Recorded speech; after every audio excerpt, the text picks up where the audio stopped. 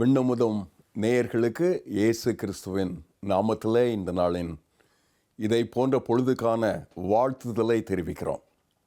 ஆண்டவர் நம்மை நமது குடும்பத்தை நமது எல்லைகளில் நம்முடைய தேவைகளில் வந்து சந்தித்து நம்மை ஆசீர்வதித்து நடத்துவாராக, ஆசீர்வதிப்பாராக.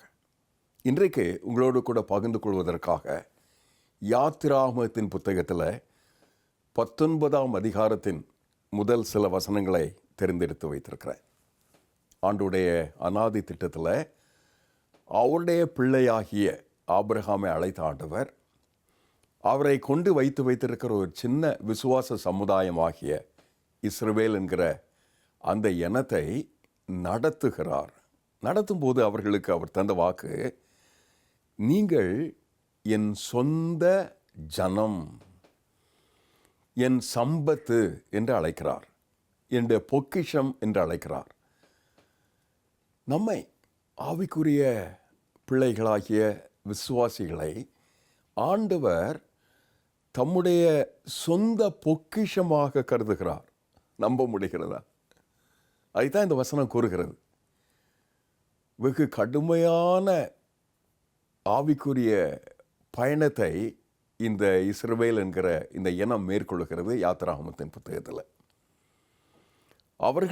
அவர்களுக்கு பின்பாக வந்த பெரும் பெரும் சோதனைகள், சேனைகள், ரதம், யுத்த வீரர்கள், அவர்களுக்கு எதிராக வந்த அத்தனை சோதனைகளையும் அவர்களை தப்புவித்து வசனம் சொல்லுகிறது 19:4, நான் எகிப்தியருக்கு செய்ததையும் நான் உங்களை கழுகுடைய செட்டைகளின் கீழ் சுமந்து உங்களை என்னண்டையில் சேர்த்து கொண்டதையும் நீங்கள் கண்டிருக்கிறீர்கள். இப்போது நீங்கள் என் வாக்கை உள்ளபடி கேட்டு என் உடன்படிக்கையை கைக்கொள்வீர்களானால் சகல ஜனங்களிலும் நீங்களே எனக்கு சொந்த சம்பத்தாக இருப்பீர்கள்.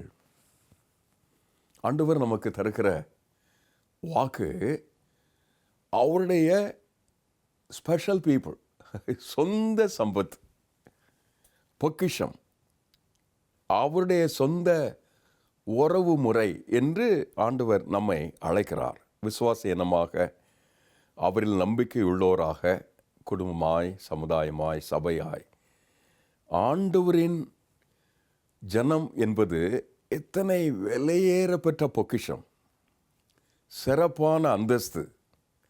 கடவுளின் பார்வையில் நீங்கள் அவருடைய திரு திட்டத்தில், அவருடைய பார்வையில் தனி மனிதராய், குடும்பமாய் மறுரூபமாக்கப்படுவதற்காக தெரிந்தெடுக்கப்பட்ட இனம் என்று ஆண்டவர் இதை அழைக்கிறார்.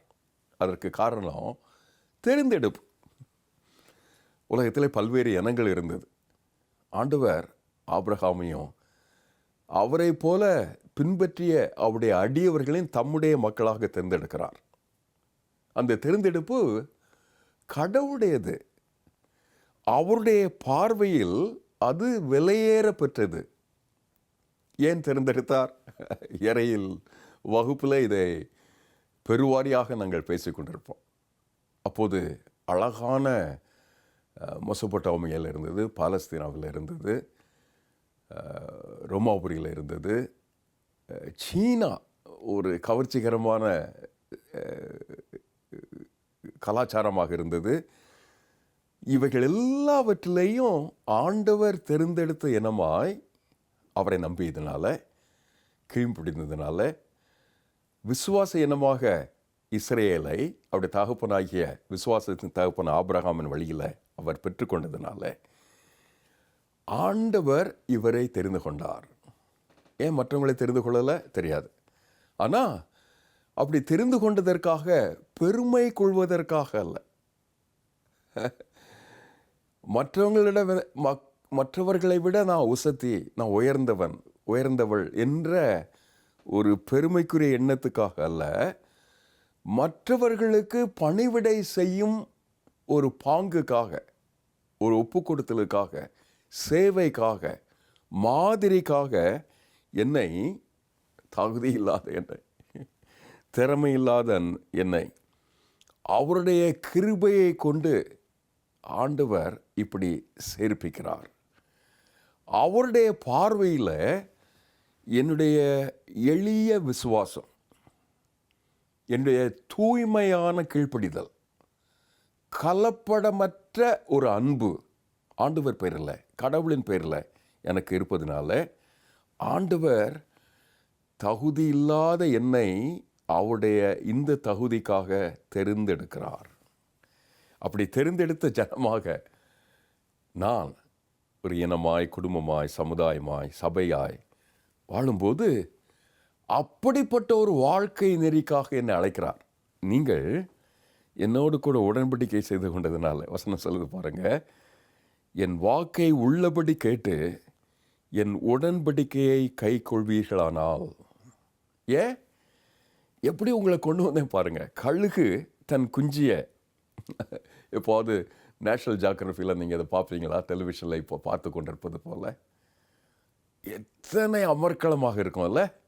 அந்த குஞ்சியை இந்த தாய் குஞ்சு அரவணைப்பதும், கற்றுக் கொடுப்பதும், பாதுகாப்பதும், சுமந்து கொண்டு வருவதும், அப்படி நான் உங்களை சேர்த்து கொண்டேன். எத்தனையோ இடர்பாடுகள் இல்லை, கனடா தேசத்தில் இல்லாவிட்டால் உலகத்தின் எந்த எல்லையிலிருந்து இதை கேட்கிறீர்களோ, அப்படி கேட்கும்போது அப்படி ஆண்டவர் அவருடைய திரு திட்டத்தில் என்னை அவருடைய உடன்படிக்கையின் மக்களாய், குடும்பமாய், தனி மனிதராய், ஆண்டுடைய பிள்ளையாய் என்னை ஏற்று கொண்டதுனால, எடுத்து கொண்டதுனால, சேர்த்து கொண்டதுனால என் கடந்த காலத்தை பற்றி அவர் நினைப்பதில்லை. 1000 தலைமுறைக்கு இரக்கம் செய்கிறவர் என்று அவருக்கு பட்ட பெயர். 3ஆம் 4ஆம் தலைமுறை மட்டும் என்னை விசாரிக்கிறவர், உண்மைதான். ஆனால் அவரில் நம்பிக்கை வைத்துட்டா, அவருக்கு கீழ்ப்படிந்து வாழ முன் வந்துட்டா, 1000 தலைமுறைக்கு மன்னித்து கடந்த காலத்தை, நிகழ்காலத்தை, என்னுடைய என்னுடைய தகுதிகளை அவர் பார்க்காதபடி ஆண்டுடைய திரு திட்டத்தில் அவருடைய கிருபையை எனக்குள்ளாக வைத்து அவருடைய சத்தம் கேட்க, அவருடைய சித்தம் செய்ய, கீழ்ப்படிந்து அவர் காட்டும் எல்லைக்கு, திக்குக்கு, திசைக்கு நான் செல்ல என்னை நடத்துகிறார். இது ஆவிக்குரிய பயணம் என்று சொல்வார்கள். ஆவிக்குரிய வாழ்க்கையை ஒரு பயணத்திற்கு ஒப்பிட வேண்டும் என்று சொல்வார்கள்.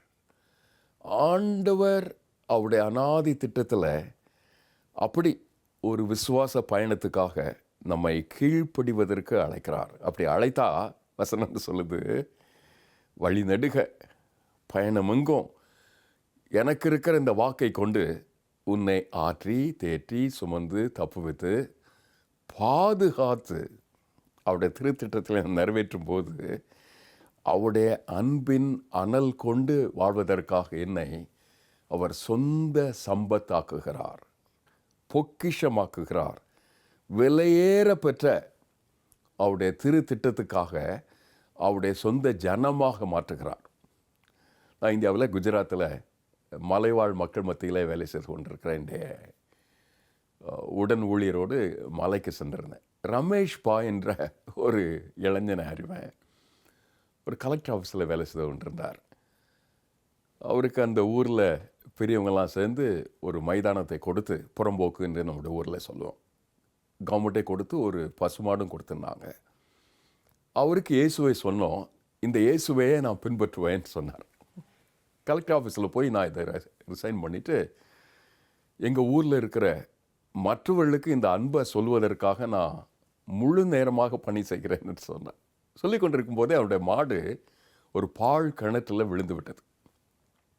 இவர் மனைவியும் வீட்டில் பேசி கொண்டிருக்காங்க. அவர் கொடுத்த மைதானத்தில் இருந்த மாடு தப்பி ஒரு பால் கிணற்றில் விழுந்துச்சு. உடனே ஐயோ, ஒரே நம்பிக்கை. கலெக்டர் ஆஃபீஸில் வேலை செஞ்சிருந்த வேலை இருந்தது, சம்பாத்தியம் இருந்தது, இப்போ அதெல்லாம் போயிடுச்சு. ஆண்டவரே நம்பி வந்தார். இந்த மைதானம் உண்டு, புல்வெளி உண்டு, இந்த மாடு உண்டு, அவர் தந்த அரசு கட்டி தந்த ஒரு குச்சில் வீடு உண்டு. இந்த வீட்டில் இருந்துட்டு ஐயோ என்கிற ஒரு பெரிய நிகழ்வு அவருடைய வாழ்க்கையில் நடந்தது. உடனே மனைவி அவரும் ஜெபித்தாங்க. ஆலயத்துக்கு போய் ஜெபம் பண்ணிட்டு, ஒரு சின்ன ஆலயம், கீத்து கொட்டகைன்னு சொல்லுவோமே, இந்த காட்டுக்களே கிடக்கிற புல்லை வைத்து கம்பை வைத்து கொண்ட ஒரு சின்ன ஆலயம். அதில் போய் நின்று ஜெபித்து கொண்டிருக்கும்போது ஊரெல்லாம் கூடி வந்து, ஏன்பா உன்னுடைய மாடு பால் கணத்தில் விழுந்துருச்ச, இன்னும் ஜெபம் பண்ணிட்டு இருக்கீங்கன்னு கேட்குறாங்க. நான் ஆண்டவருடைய சித்தம் என்னன்னு கேட்குறதுக்காக வந்திருக்கிறேன். எழும்பி கயிறு கட்டில் கொண்டு வந்து அந்த மாடை எடுத்துறாங்க. அவர் சொல்கிறாரு மனைவிட்ட, மாடு விழுந்தா இறந்துருக்கோம், ஒருவேளை இறக்கலைன்னா அந்த ஆண்டவருடைய திட்டத்தில் இனி மாடு மைதானம் புல்வெளின்னு கூட இல்லை, முழுமையாக வேலை செய்யணும். அதுக்கு தான் ஆண்டவர் இந்த துன்பத்தை, இந்த சோதனையை நமக்கு கட்டளையிட்டார்னு சொன்னார். மழன்னு கயிறு கட்டி அந்த மாட்டை வெளியே தூக்கினா மாடு உயிரோடு கூட வந்துடுச்சு. எல்லாரும் அல்லையா சொல்லி ஆர்ப்பரிக்கிறாங்க.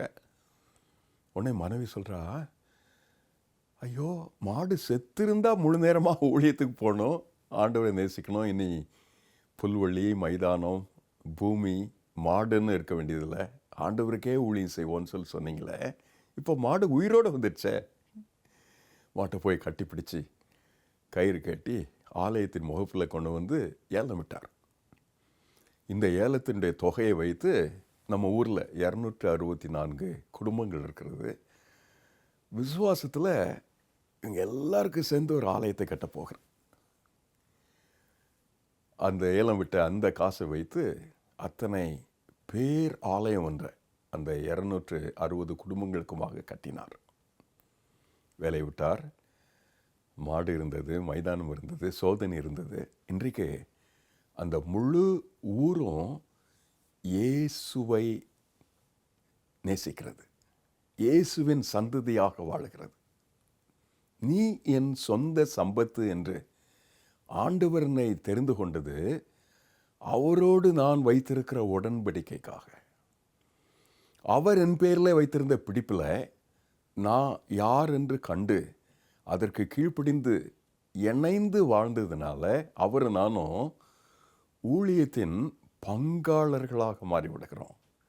இன்றைக்கும் அந்த ஊரில் மகத்தான திருச்சபை, அவருடைய வாலிப பிள்ளைகள் சிறுவர்கள் எழுந்து நின்று இன்றைக்கு அரசு துறைக்கு, எங்களுடைய இளைஞர்களைப் போல நீட் தேர்வுக்கு, மருத்துவ படிப்புக்கு ஆயத்தமாகி வல்லமையான சாட்சிகளாக வாழ்ந்து கொண்டிருக்கிறார். கடவுள் நம்மை தம்முடைய சொந்த சம்பத்து, பொக்கிஷம், விலையேற பெற்ற உறவு முறை என்று தெரிந்தெடுத்து தம்மோடு ஏற்றுக்கொள்வார் என்றால், அந்த உடன்படிக்கையின் தெய்வம் என்னில் அந்த உடன்படிக்கையை நிறைவேற்றுவதற்காக வல்லமை கொண்டு, புரண்டோடும் ஆசை கொண்டு என்னை காப்பதற்காய், சூழ்ந்து கொள்வதற்காய், தூதர்களை கொண்டு காவல் புரிவதற்காய் காத்து கிடக்கிறார். நீங்கள் சொந்த சம்பத்து. எத்தனையோ சோதனை, எத்தனையோ வருத்தங்கள், எத்தனையோ தேவைகள், ஏக்கங்கள், கண்ணீர்கள் இருக்கலாம்.